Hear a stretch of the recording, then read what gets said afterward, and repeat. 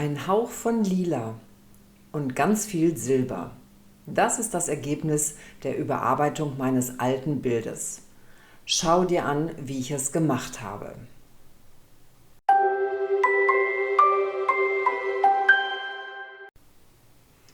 Und so sah mein altes Bild aus. Das ist schon ein paar Jahre her, dass ich das gemacht habe. Damals fand ich es schön. Inzwischen habe ich keinen Zugang mehr zu diesem Bild und wünsche mir eigentlich ein anderes Aussehen. Das geht dir mit Sicherheit im Atelier ähnlich und so etwas neu zu überarbeiten ist ganz einfach. Ich starte hier gleich mit Fertigputz. Dieser Keilrahmen ist 60 x 100 cm insgesamt und ich wünsche mir einfach eine ganz andere Gestaltung und das lässt sich mit Fertigputz relativ schnell herstellen. Ich habe den Fertigputz hier schon angerührt.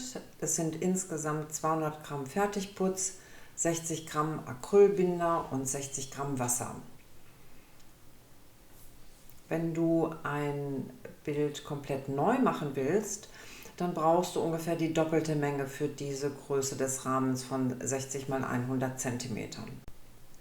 Da der Untergrund nicht glatt ist, sondern leichte Strukturen hat, wird der Fertigputz hier gut haften. Ich will zunächst den Rand ein bisschen beruhigen und deshalb nehme ich wenig Fertigputz und fülle so ein bisschen die Vertiefungen auf.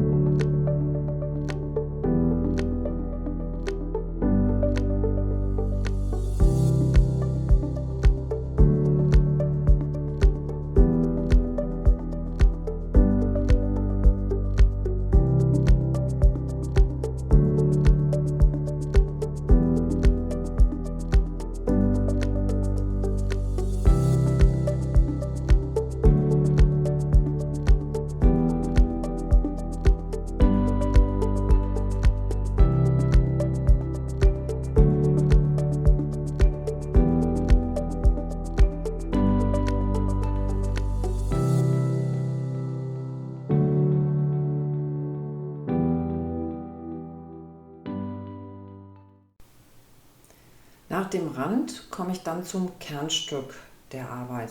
Das befindet sich im unteren Bereich dieses länglichen Keilrahmens und zunächst schaffe ich dort einfach nur einmal eine Grundierung mit Fertigputz. In diese Grundierung setze ich dann mit dem Malmesser diese waagerechten Strukturen und du kannst das bis zum Rand hinausführen, das ist so ein bisschen Geschmacksfrage. Aber dann auch ganz wichtig, es kommen auch senkrechte Strukturen hinein und die werden auch relativ massiv gesetzt, sodass dort nochmal wie so ein Gitter entsteht. Wichtig ist jetzt für die Arbeit, dass du nicht so regelmäßig arbeitest, das soll also nicht aussehen wie Karo-Papier. Du siehst, ich streiche das hier auch nochmal ein bisschen aus, dämpfe also nochmal diese Strukturen und gehe dann auch eventuell nochmal mit dem Spachtel über die Strukturen, sodass sich also auch noch mal ein bisschen von dieser Struktur verzieht. Die nächsten beiden Schritte sind sehr handwerklich. Du schleifst einmal deine Oberfläche.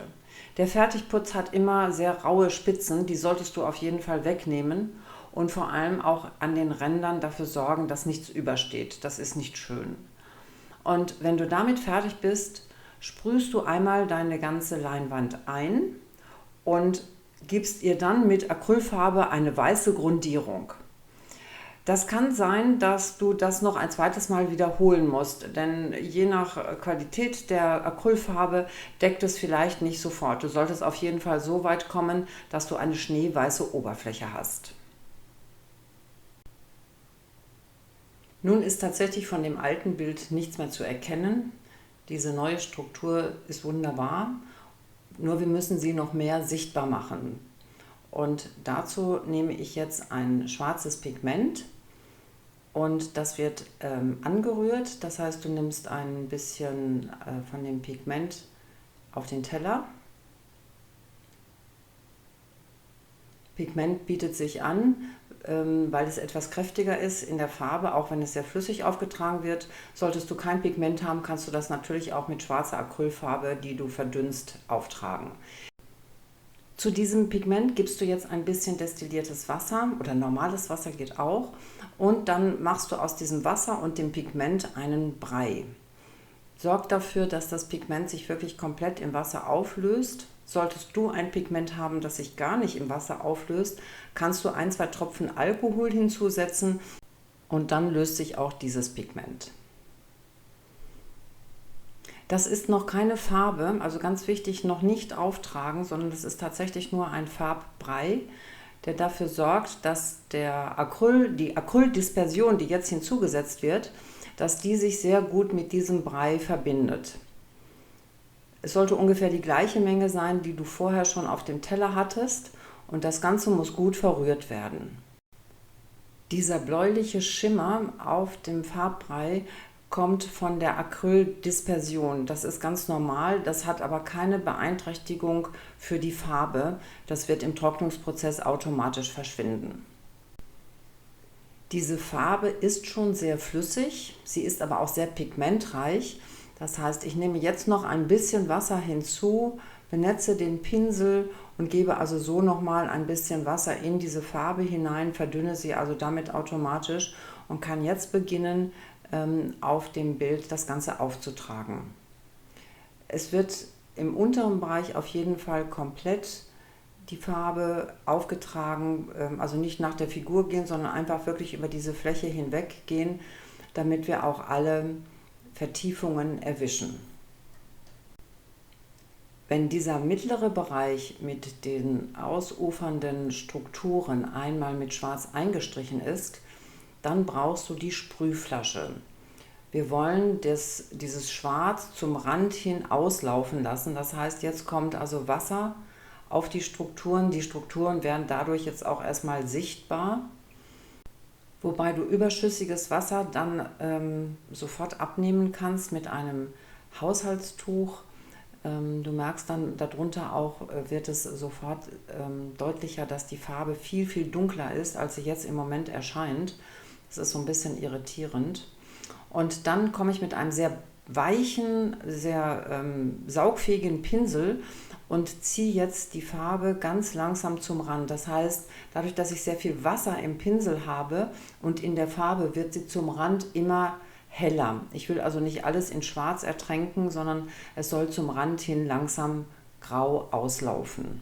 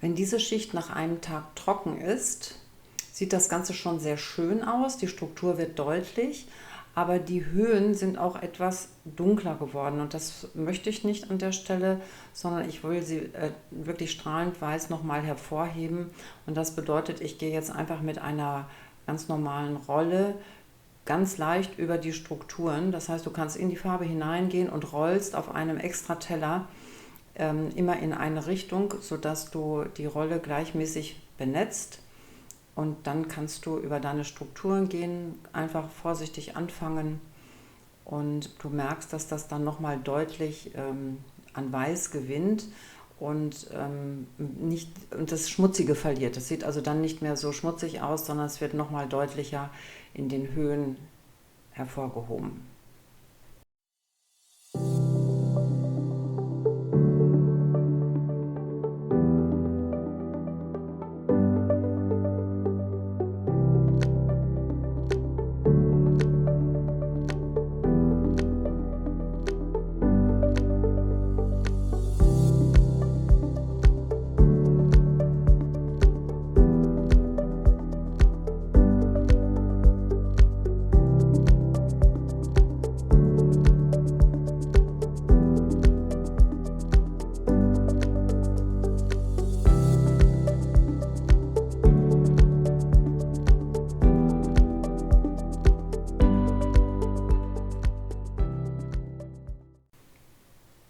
Um einen ganz kleinen Farbaspekt jetzt in diese schwarz-weiße Fläche zu bringen, habe ich ein lila Pigment, das ist ein dunkles Lila und das werde ich direkt einpusten in diese Struktur. Dieses Pusten hat den Vorteil, dass es wirklich sich genau an die Struktur anpasst. Also nicht ich mit dem Pinsel arbeite, sondern durch dieses Hineinpusten, Wehen des Pigments gibt die Struktur im Grunde die Richtung für das Pigment vor.